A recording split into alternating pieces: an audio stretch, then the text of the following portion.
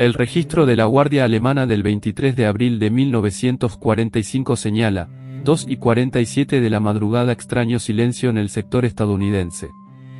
No se requiere verificación. 3 horas después de que se escribiera esa línea, 103 prisioneros estadounidenses habían desaparecido. La Wehrmacht inició la mayor persecución jamás registrada en Stalag Garden. Sin embargo, no descubrieron nada, ningún túnel, ninguna valla recortada, ningún resto, solo la quietud dejada atrás donde esos hombres habían estado una vez. Un documento desclasificado de la OSS, Informe 442-B de mayo de 1945, afirma que el sujeto había alterado secretamente un Thompson estándar, añadiendo un supresor que rompía todas las reglas del Manual Técnico del Departamento de Guerra 9 Dallas 1904. Se aconsejó un consejo de guerra, pero nunca llegó. En cambio, 103 soldados regresaron a casa con vida. Su nombre era Marina Bessler, una trabajadora de herramientas del Intaven que había construido motores en la planta de Ford en River Rouge antes de que comenzara el conflicto. Podía enhebrar pernos sin mirar, dar forma a bloques de motor de chatarra y componentes de máquinas con tolerancias medidas en milésimas de pulgada, el tipo de exactitud en el que estar fuera por 003 significaba comenzar todo el trabajo nuevamente. El ejército la había entrenado para acabar con vidas, pero ella usó sus habilidades para salvarlas. La evidencia de los registros de sistemas fallidos establece la secuencia claramente. Stalag 7A, provincia de Nortwale, a 3 millas de Ravensford, marzo de 1945. La lucha se estaba cerrando, y todos lo sintieron, los alemanes, los cautivos, todos ellos. Los informes de radio se deslizaron a través de la interferencia, contando los avances aliados desde ambas direcciones. La liberación se acercaba, pero saber eso no garantizaba la supervivencia. Se habían intentado 7 intentos de fuga en 4 meses, todos terminando mal. La estrategia nunca cambió: cortar el alambre, correr hacia la línea de árboles, rezar para que los guardias se perdieran en la oscuridad. Nunca lo hicieron. El testimonio del cabo Daniel Mercer de la 101 aerotransportada describió focos motorizados barriendo cada 40 segundos, dando tal vez medio minuto de oscuridad si su tiempo era perfecto, aunque los MG abrieron fuego antes de que alguien despejara 20 yardas. Los informes del campamento registraron cada muerte con precisión. El 12 de marzo, 2 hombres dispararon contra la cerca sureste a las 2:34 de la madrugada. 19 de marzo, un muerto en la puerta norte a las 3:17 de la madrugada. 3 de abril, 3 más en el perímetro oeste a la 1:52 de la madrugada. 8 de abril, 1 en la sección este a las 2:41 de la madrugada. 9 muertos en 4 semanas, no por malos planes o tiempo, sino por mecánica simple. Con el MG-42 escupiendo 200 rondas por segundo y un cuerpo humano manejando tal vez 15 millas por hora solo en la luz ideal y el equilibrio, más lento en el barro, más lento agobiado, no había forma de vencer a ese tramo de 80 yardas de terreno abierto una vez que los reflectores te tocaron. Y los reflectores nunca dejaron de atraparlos. Las notas de inteligencia alemana fechadas el 10 de abril de 1945 informaron que los cautivos estadounidenses intentaban escapar con creciente urgencia a medida que las tropas aliadas se acercaban, pero concluyeron que sus procedimientos de contención actuales aún funcionaban a la perfección. Cada violación del perímetro terminaba en muerte, por lo que no eran necesarias revisiones tácticas. Lo llamaron eficiencia. Marina Bessler tenía otro término para eso: lo llamó asesinato. Había estado encerrada dentro del Stalag 7A durante 7 largos meses, tomada prisionera el 18 de diciembre de 1944 durante la batalla de las Ardenas cerca de Malmedy, sirviendo entonces como ametralladora con la 2ª División de Infantería. Cuando fue capturada, se apoderaron de su Thompson M1A1, sus placas de identificación, su reloj y una foto de su esposa Margaret de pie frente a su antiguo apartamento del Intaven, el procedimiento estándar. Pero Marina todavía llevaba el Thompson en su memoria, sabiendo cada pin, resorte, tolerancia y punto de presión de memoria. Los fabricantes de herramientas y troqueles no se olvidan de las máquinas, piensan en esquemas y tensiones metálicas incluso mientras duermen. Los cuarteles abarrotaron a 64 hombres en literas apiladas que apestaban a sudor, humedad y rendición silenciosa, y ella conocía a 41 de esos hombres por su nombre, incluidas sus ciudades de origen: familias y los trabajos que habían tenido antes de ser tragados por la guerra, el tipo de cosas que la gente comparte cuando no están seguros de si llegarán a casa o morirán esperando. El soldado Eddie Kovach de Youngstown, Ohio, de 23 años, un trabajador de Republic Steel con una esposa llamada Dorothy y una hija que nunca había conocido, fue derribado el 8 de abril, a solo 67 yardas de la cerca, muriendo antes de la mañana mientras rogaba por agua con la que ninguno de ellos podía llegar a él. El cabo James Whitmore de Milwaukee, un maquinista de Alice Chalmers y 25 años de edad, comprometido con una mujer llamada Susan que le escribía semanalmente, fue asesinado el 3 de abril a 54 yardas, un tiro en la cabeza tan rápido que probablemente nunca sintió nada. El sargento Michael Branson de Pittsburgh, un conmutador del ferrocarril de Pensilvania y 27 años, con 3 hermanos en uniforme, cada uno de ellos aún vivo hasta que no lo estuvo, recibió un disparo el 19 de marzo a 41 yardas, llorando por su madre Lejaner como si hubiera vuelto a tener 6 años. Marina vio caer a Branson.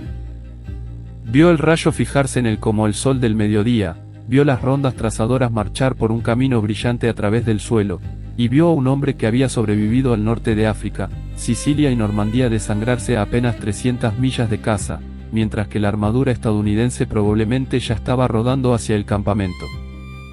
Ese fue el momento en que comenzó a embolsar restos, nada notable al principio, un trozo de tubería de las reparaciones de las letrinas, resortes tirados de los marcos de las literas y archivos del taller alemán donde los prisioneros tenían la tarea de construir muebles.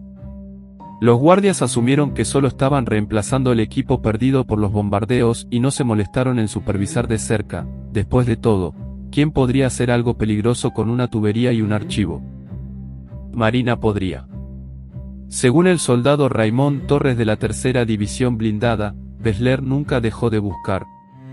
Estudiaba las torres de guardia como si las estuviera memorizando, luego regresaba y dibujaba diagramas, ángulos, rangos, tiempos. Pensamos que el estrés la había agrietado. Pero Marina no se desmoronaba, estaba construyendo una solución. El problema central era el sonido. Un Thompson M1A1 produjo aproximadamente 157 decibelios en el hocico, más fuerte que un motor a reacción en el despegue, que alcanza aproximadamente 140.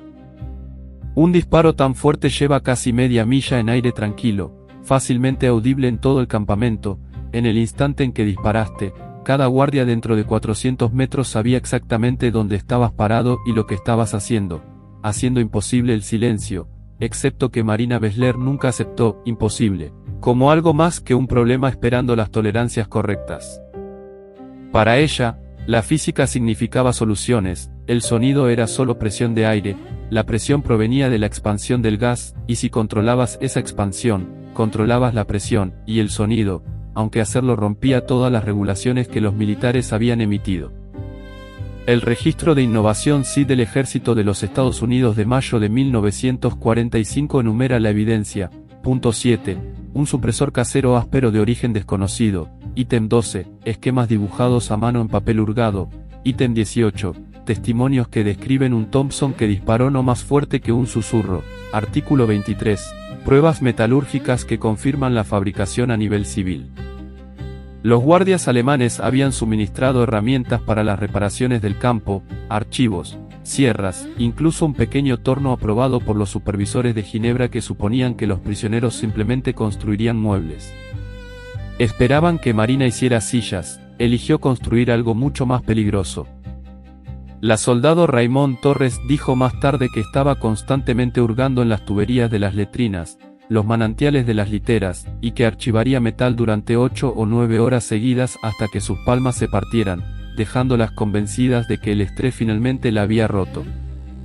Pero luego, en algún momento alrededor del 20 de abril, reveló lo que había estado moldeando, un dispositivo que parecía una lata de café soldada a una tubería, pesado, áspero, pero enhebrado con precisión impecable.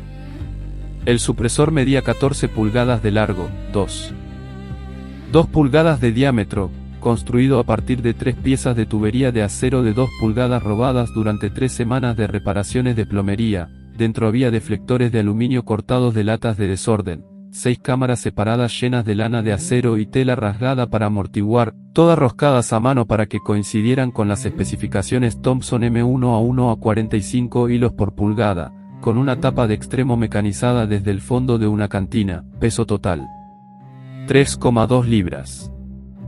Su brillantez residía en su brutalidad.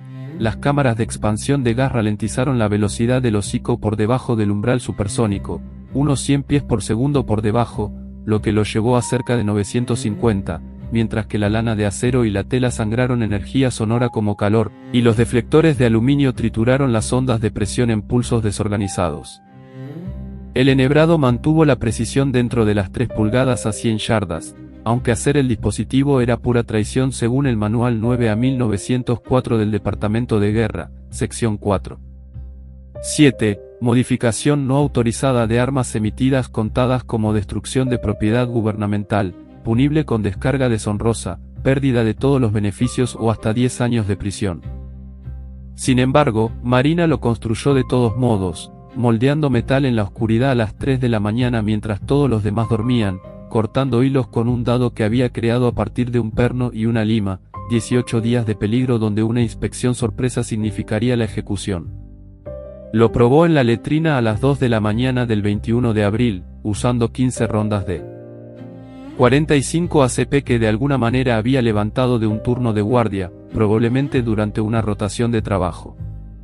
Envolviendo al Thompson en mantas, apuntando a un barril lleno de tierra y arcilla, apretó el gatillo.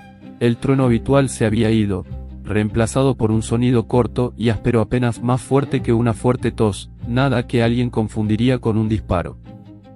El cabo Daniel Mercer más tarde testificó que había estado apenas a 30 pies de distancia en el siguiente puesto y pensó que Marina acababa de dejar caer algo pesado, tal vez una bota, porque eso era todo lo que sonaba, incluso envuelto en mantas, esperaba al menos un destello de hocico, pero no vio nada, y la ronda todavía aterrizó exactamente donde ella había apuntado, lo que confirmaron a la mañana siguiente cuando lo encontraron a 6 pulgadas en el barril de tierra.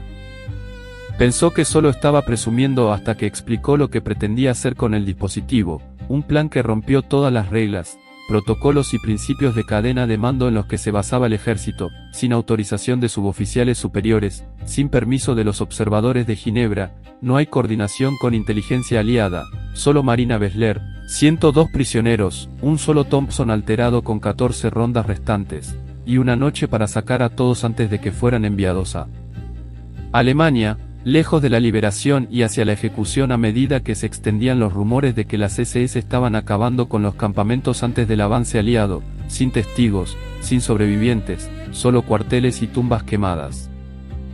Durante la sesión informativa del 22 de abril, el soldado Raymond Torres preguntó qué pasaría si los atraparan haciendo el supresor, y 3 hombres recordaron que Marina respondió, luego me disparan por traición en lugar de escapar. De cualquier manera estoy muerto, de esta manera tal vez no lo estás. Describió la operación a las 9 de la noche, cada hombre empacado lo suficientemente cerca como para captar un susurro. Fase 1, corte el cable sureste a las 2:30 de la madrugada. Durante la brecha de rotación de guardias. Fase 2, usa el Thompson silenciado para apagar las luces de la torre. Fase 3, mover 3 hombres a la vez a través del campo de exterminio en grupos de 10 hombres. Fase 4, golpeó la línea de árboles 200 metros al sureste en un punto ciego alemán. Fase 5. Siga una brújula robada aproximadamente 15 millas a las líneas aliadas. Fase 6. Dispersar si se descubre, sin heroicidades, sobrevivir solo si es necesario. Los obstáculos eran obvios, los guardias giraban cada 4 horas con una superposición de 5 minutos, los focos se proyectaban cada 40 segundos, MG-42S observaban cada esquina con carriles de fuego superpuestos, 800 prisioneros y 4 complejos se sentaban bajo los ojos de 120 tropas alemanas más una unidad de las SS a 1 milla al sur, sin respaldo, sin rescate, sin repeticiones. El sargento Paul Henderson de la 82ª División Aerotransportada apartó a Marina, recordando más tarde que le advirtió que era un suicidio, y ella respondió que quedarse era simplemente un suicidio más lento.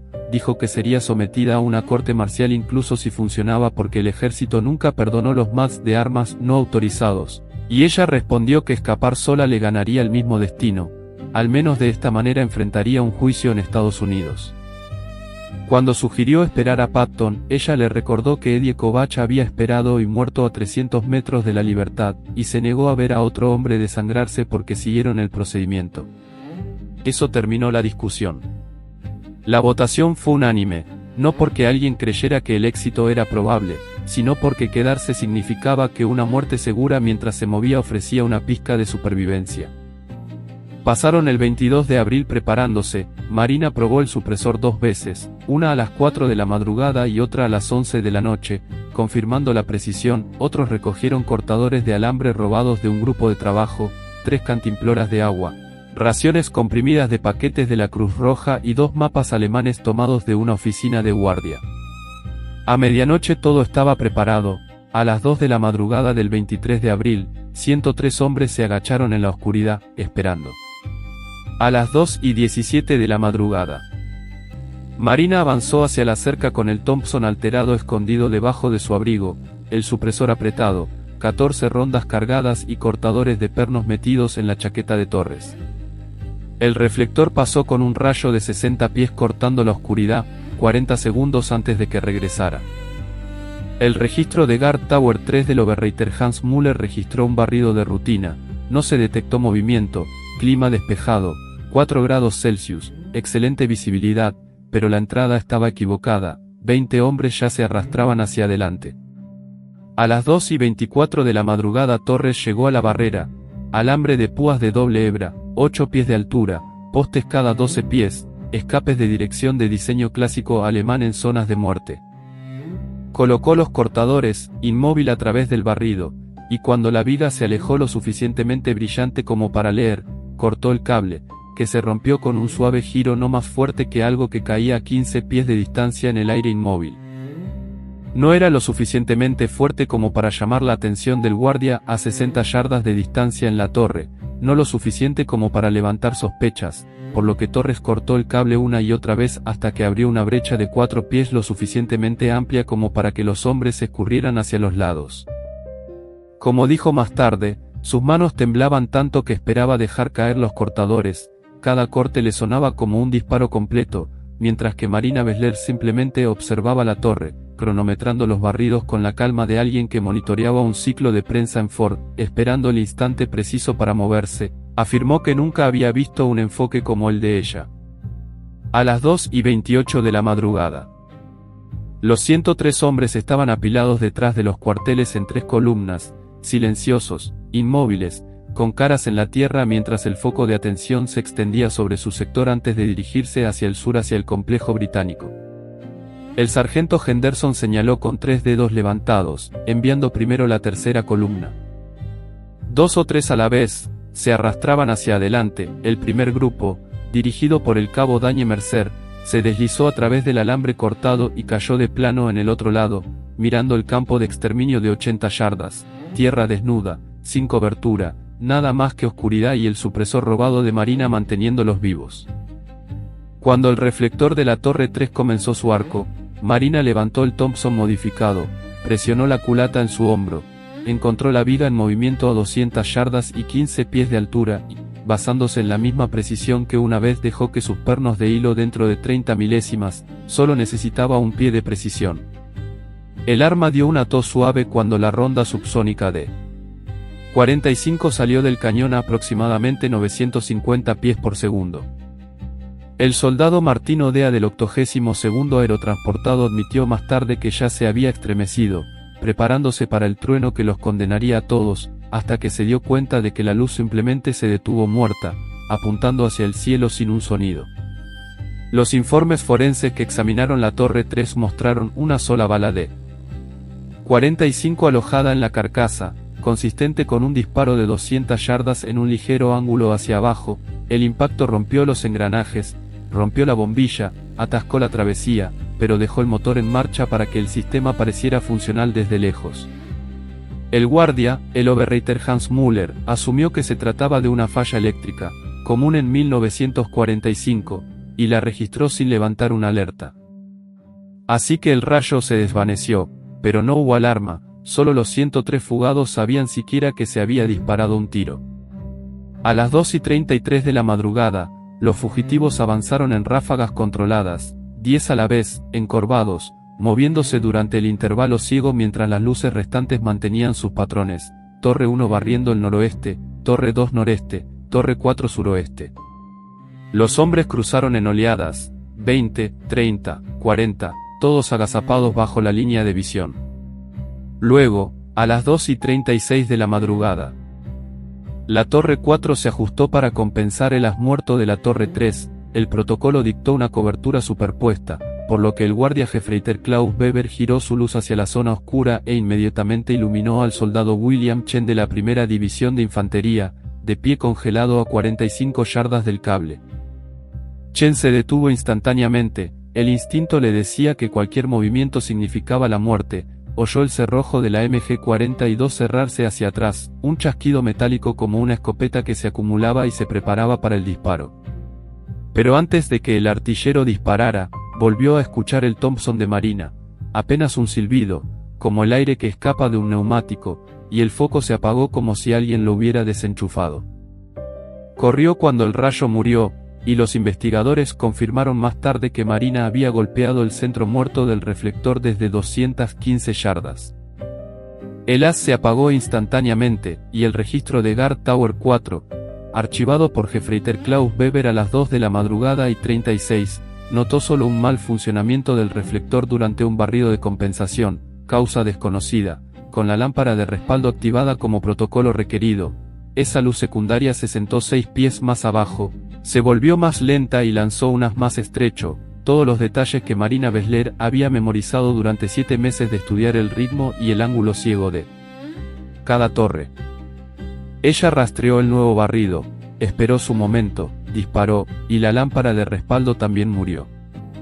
A las 2:38 de la madrugada, 60 hombres habían cruzado el campo, luego 70, 80, cuando la lámpara secundaria dañada se sacudió erráticamente una vez antes de congelarse en su lugar, su segundo disparo había roto su conjunto transversal, dejando la bombilla brillando inútilmente en la tierra. Los registros de evidencia de mayo de 1945 registraron 2 rondas de calibre 45 recuperadas de la Torre 4, una desactivando la luz principal con daños idénticos a la Torre 3, la otra destruyendo la montura del motor de respaldo, ambas disparadas desde aproximadamente 220 yardas y ambas interpretadas por el personal alemán como fallas eléctricas. A las 2:41 de la madrugada, 80 hombres estaban cruzando, luego 90, 95, guardias en las torres 1 y 2 finalmente registraron que ambas luces del sur estaban apagadas y barrieron sus vidas hacia el sureste, pero los últimos escapados ya se estaban moviendo. El haz de la Torre 1 pasó sobre el cable cortado, y el guardia detectó la brecha y alcanzó la alarma, solo para que Marina disparara 2 disparos más en rápida sucesión, extinguiendo primero la lámpara de la Torre 1 y luego la de la Torre 2, todo en menos de 3 segundos. El registro del puesto de mando mantenido por Hauptmann Reinhard Erdo a las 2:42 reportó múltiples fallas de los reflectores en todo el sector estadounidense, las 4 torres citando fallas eléctricas en 5 minutos y sugiriendo un problema de unión sistémica. Un ingeniero fue enviado en papel, aunque nunca llegó ninguno, porque nada eléctrico había fallado. A las 2:47 de la madrugada, los 103 prisioneros habían llegado a la línea de árboles, desapareciendo en densos pinos y abedules mientras no sonaban las sirenas. Marina rompió el Thompson, desenroscó el supresor, su metal abrasador por 4 disparos, y lo envolvió antes de llevarlo más profundo en el bosque, cavando un agujero de 8 pulgadas con sus propias manos para enterrarlo debajo del suelo, las hojas y las ramas, borrando cualquier rastro del arma alterada. El sargento Paul Henderson dijo más tarde que lo enterró como un cadáver, metódico y solemne, luego se puso de pie y simplemente dijo, 15 millas hasta las líneas estadounidenses. Nos movemos. Sin celebración, solo concentración, como si hubiera terminado una orden de trabajo. Marcharon al sureste al amparo de la noche, 15 millas a través del territorio alemán guiados solo por mapas robados y una brújula de contrabando, bordeando aldeas, tierras de cultivo y caminos hasta el amanecer. Mientras tanto, la respuesta oficial se desarrolló. A las 6:08 de la mañana del 23 de abril, el recuento en Stalag 7A reveló 103 estadounidenses desaparecidos, Los guardias contaron 3 veces, inspeccionaron los cuarteles, encontraron alambre cortado y luces muertas, pero ningún cuerpo, ningún túnel, ninguna señal de violencia. El puesto de mando registró 103 prisioneros desaparecidos, y solo se reportaron problemas eléctricos, lo que provocó grupos de búsqueda, perros, motocicletas y patrullas de camiones. Durante 3 días, la Wehrmacht llevó a cabo la mayor cacería humana en la historia de Stalag 7A y no encontró nada. Los prisioneros ya estaban a salvo más allá de las líneas. A las 8:20 de la mañana del 23 de abril, los 103 hombres salieron del bosque cerca de Lankut. Las posiciones avanzadas estadounidenses de la Tercera División de Infantería recibieron a los fugitivos cuando emergieron y se identificaron por el número de serie, la unidad y la fecha de captura, aunque las tropas de primera línea al principio se negaron a creer que 103 hombres simplemente habían salido de un campo de prisioneros de guerra alemán. El informe oficial después de la acción del capitán Becken el 23 de abril de 1945 señaló que 103 prisioneros de guerra llegaron aproximadamente 20 horas después de salir del Stalag 7A, todos capaces de caminar, ninguno herido, alegando que se habían escabullido durante la confusión alemana, mientras que el personal alemán insistió en que se había producido una fuga masiva sin ninguna causa clara, una inconsistencia enviada a la inteligencia. Durante 3 días, los investigadores entrevistaron a cada hombre, con el capitán Robert Morrison y el teniente David Chen comparando declaraciones individuales, buscando contradicciones, ninguno apareció. Cada prisionero repitió el mismo relato: una valla cortada, un cruce afortunado bajo luces fallidas, sin disparos, sin armas, solo oscuridad y error alemán. Nadie mencionó a los Thompson. Nadie mencionó el supresor de Marina Bessler. Nadie rompió el silencio. El sargento Paul Henderson dijo más tarde que los oficiales de inteligencia lo interrogaron de una docena de maneras diferentes sobre cómo 4 reflectores habían salido sin sonido, y respondió cada vez que el equipo simplemente falló. La maquinaria alemana colapsó como todo lo demás en el Reich. Cuando se le preguntó si alguien llevaba un arma, él lo negó, y cuando lo presionaron sobre Marina específicamente se encogió de hombros y dijo que era una maquinista, tal vez buena con cerraduras o peculiaridades eléctricas. Sabía que no le creían, y sabían que estaba mintiendo, pero con 103 hombres rescatados y la guerra terminando, el sondeo se detuvo, aunque la investigación no lo hizo. El informe 442B de OSS, clasificado como alto secreto el 2 de mayo de 1945, concluyó que las entrevistas apuntaban a un escape coordinado durante una supuesta falla eléctrica, pero los registros alemanes contradijeron esa narrativa, mostrando 4 reflectores desactivados en cuestión de minutos y calculando la posibilidad de avería mecánica simultánea en menos de 0,01%. Evidencia física: alambre cortado, carcasas rotas, componentes con impacto de bala, coincidió con un daño de calibre 45, con balística que indica rondas subsónicas. Los restos recuperados de la Torre 3 revelaron un supresor crudo, mecanizado a mano, fabricado a partir de materiales improvisados, rastreado a PFC Marina Bessler, ex fabricante de herramientas y troqueles, cuya artesanía violó claramente el manual del Departamento de Guerra 9 a 1904. El informe recomendó procedimientos de corte marcial por modificación no autorizada de armas e incumplimiento de los protocolos de Ginebra, pero una segunda nota alteró la conclusión. Debido a que la operación produjo 0 bajas y trajo a casa a 103 prisioneros, y porque acusarla publicitaría la efectividad de los diseños de supresores y potencialmente inspiraría copias no autorizadas, la OSS aconsejó una reprimenda silenciosa, la confiscación de material relacionado y una clasificación estricta.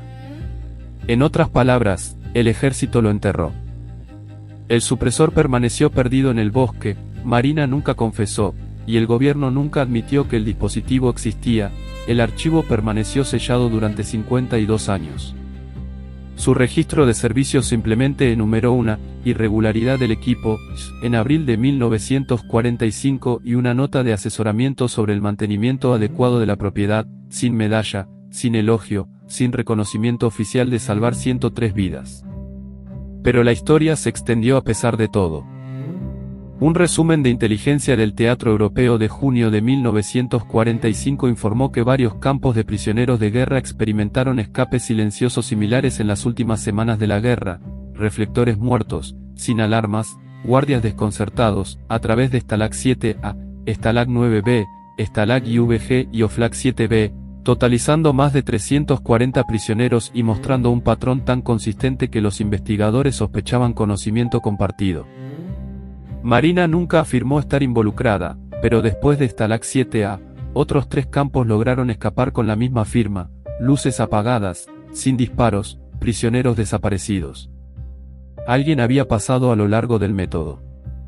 Alguien había compartido las especificaciones. Y como dijo el cabo Daniel Mercer en una entrevista en 1986, después de la liberación, Marina a menudo recibía visitas tranquilas de hombres de otros campos, otros fugitivos, que hablaban con ella en voz baja. Daniel Mercer recordó una vez ver a Marina dibujando diagramas con medidas exactas, aunque nunca admitió nada, y 3 semanas después se corrió la voz sobre un escape silencioso del Stalag 9B llevado a cabo con la misma precisión misteriosa. Saque sus propias conclusiones. Un memorando de julio de 1945 del Comité Técnico del Departamento de Guerra recomendó estudiar la tecnología de supresores para operaciones especiales, señalando que el prototipo crudo recuperado del Stalag 7A demostró ser sorprendentemente efectivo y solicitó especificaciones técnicas para realizar ingeniería inversa, pero nunca se proporcionó ninguno. Marina regresó al Intaven en junio de 1945, de vuelta a la planta de River Rouge, volver a tornillos de roscado y piezas de mecanizado a tolerancias de milésima, nunca construir otro supresor, nunca hablar públicamente, nunca escribir nada, y cada vez que los veteranos preguntaban por la fuga, ella se encogía de hombros y decía que habían tenido suerte, y cuando los historiadores la presionaron sobre el supresor, ella negó saber nada, incluso diciéndole al ejército en 1947, yo era solo un prisionero tratando de sobrevivir. Los esquemas que llevaba murieron con ella. Oficialmente, el ejército negó la existencia del dispositivo hasta 1997, medio siglo de silencio, hasta que la FOIA desclasificó los archivos y el informe de la OSS 442B reveló la investigación, las declaraciones de los testigos y los registros de pruebas que enumeran un dispositivo de supresión modificado, origen desconocido, crudo pero efectivo. Patricia Morrison, del Museo Nacional de la Segunda Guerra Mundial, escribió en 1998 que el supresor Besler era único, una innovación en el campo de batalla tan efectiva que no estaba oculta al enemigo, sino porque reconocerla significaba admitir que habrían juzgado a alguien por salvar vidas, por lo que el ejército enterró la verdad durante 50 años.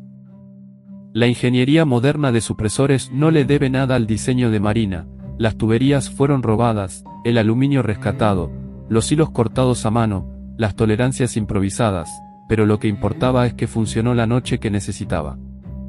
Los totales conservadores extraídos de los registros del campamento y las cuentas de sobrevivientes muestran que el escape de Stalag 7A salvó a 103 hombres con 0 pérdidas, Stalag 9B, alrededor de 87, Stalag 3G, aproximadamente 94, o Oflag 7B, aproximadamente 59 a 343 los estadounidenses en todos los que caminaron libres debido a un dispositivo que parecía un café pueden soldar a una tubería.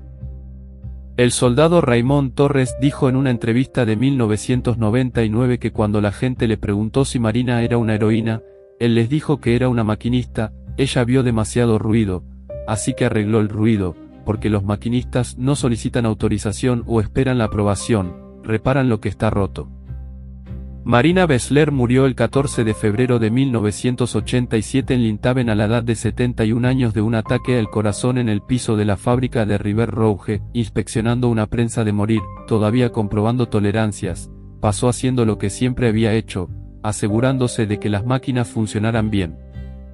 Su obituario en Lintaven Free Press mencionó su servicio en tiempos de guerra en una sola línea, Ejército de los Estados Unidos, Segunda Guerra Mundial, Teatro Europeo, sin referencia a Thompson, el supresor o los 103 hombres que salieron de un campo de prisioneros de guerra. Casi 200 personas asistieron a su funeral, compañeros de trabajo, vecinos y 8 exprisioneros de Stalag 7A, que no hablaron, no contaron historias, simplemente se pararon en la parte de atrás y saludaron al pasar su ataúd. El sargento Paul Henderson, entonces de 73 años, dijo más tarde que un reportero le preguntó qué significaba Marina para él, y él respondió que ella quería decir que vivió lo suficiente para conocer a sus nietos, cuando el reportero no entendió, explicó que él había sido uno de los 103, y sin ella sería enterrado en Alemania, pero en cambio había tenido hijos, y ellos habían tenido hijos, 4 vidas existiendo porque un maquinista del Intaven se negó a aceptar las regulaciones del ejército como una verdad inquebrantable. Eso, dijo, es un legado, incluso si el ejército nunca reconoció la operación, nunca abrió los archivos durante su vida y nunca se disculpó por borrar su logro. En 1998, 11 años después de su muerte, el ejército finalmente emitió una declaración. La División Histórica del Ejército de los Estados Unidos reconoció que la PFC Marina Besler había desempeñado un papel directo en el escape de Stalag 7A de abril de 1945 y admitió que aunque sus métodos violaron las regulaciones de la época, resultaron en el regreso seguro de 103 prisioneros estadounidenses. Sin embargo, no se emitiría un elogio póstumo, simplemente un reconocimiento, nada más. Patricia Morrison respondió llamándolo cobardía institucional típica, diciendo que el ejército admitió que Marina salvó a 103 hombres, pero se negó a honrarla por romper las reglas, incluso cuando la misma institución condecoró a generales cuyas malas decisiones costaron miles. Un maquinista que rescató un compuesto entero ganó solamente el reconocimiento, que Morrison llamó obsceno. Cuando el Smithsonian solicitó el supresor para su exhibición en 2001, el ejército no pudo producirlo, aún enterrado en algún lugar de un bosque bávaro, aún oculto. Los veteranos incluso viajaron al bosque cerca de Ravensford para buscar el lugar que Marina había cavado, pero 56 años de terreno cambiante y crecimiento forestal borraron todo, dejando el supresor perdido como el recuerdo de la mujer que lo construyó. Los investigadores concluyeron que el Thompson Whisper Match violó las regulaciones, le costó a Marina cualquier reconocimiento oficial, permaneció clasificado durante más de 5 décadas y, sin embargo, salvó a 343 hombres que de otro modo habrían muerto esperando la liberación. El ejército tenía razón, era ilegal, los prisioneros tenían razón, funcionó. Esas verdades no chocan, coexisten, como un supresor enterrado bajo suelo alemán y un fabricante de herramientas que sabía no solo cómo se rompen las máquinas sino cómo repararlas, como 103 hombres que cruzaron un campo de exterminio en total silencio porque alguien decidió que las vidas humanas importaban más que el cumplimiento.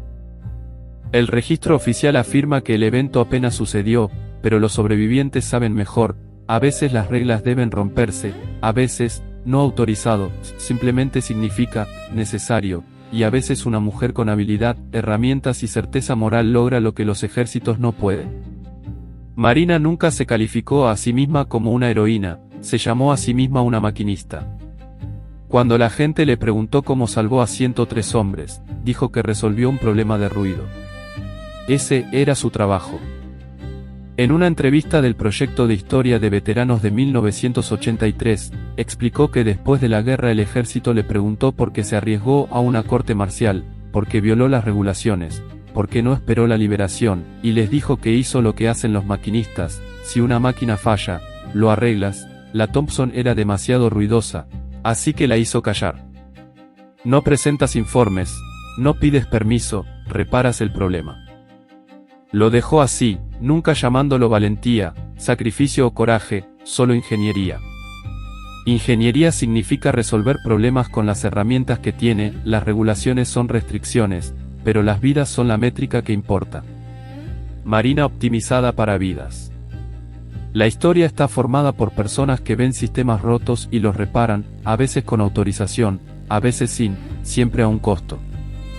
La verdadera pregunta se convierte en lo que estás dispuesto a arreglar, qué mecanismo roto te niegas a aceptar mientras otros se encogen de hombros y dicen, así es como funciona. Marina respondió a ese desafío con un supresor de latas de café y 18 días de limar acero en la oscuridad. Usted responde con sus elecciones, sus habilidades, su voluntad de actuar incluso cuando la acción viola el procedimiento. Las reglas mantienen el orden, pero el orden no salva vidas cuando el propio sistema está fallando. A veces el mundo necesita un maquinista del Intaven que entienda las tolerancias más profundamente que las regulaciones, alguien que entierre la evidencia y nunca busque reconocimiento, alguien que simplemente arregle la máquina. Haz que tus elecciones cuenten. 103 hombres vivieron porque una mujer se negó a aceptar que el silencio era imposible. ¿Qué imposibilidad rechazarás? Archivo cerrado. 14 de noviembre de 1997. Evidencia archivada en los archivos nacionales en College Park, Maryland. Ubicación del supresor, desconocido. Se presume que todavía enterrado en Baviera. Gracias a todos por ver. Suscríbete a nuestro canal, Historias de la Guerra.